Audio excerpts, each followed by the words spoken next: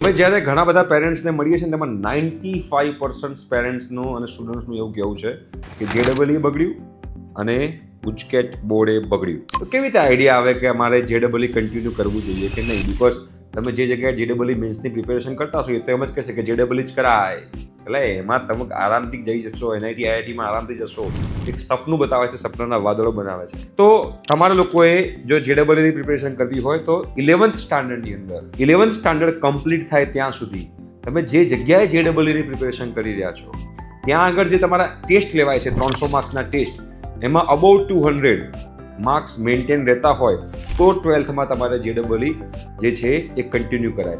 જો તમારા જે જગ્યાએ તમે JEE પ્રિપેરેશન કરી રહ્યા છો અને તમારા માર્ક્સ 100, 95 એવા રહેતા હોય તો તમારે JEE પ્લાન ડ્રોપ કરી દેવો જોઈએ અને 12th સ્ટાન્ડર્ડથી કમ્પ્લીટલી બોર્ડ અને ગુજકેટ પર ફોકસ કરવું જોઈએ.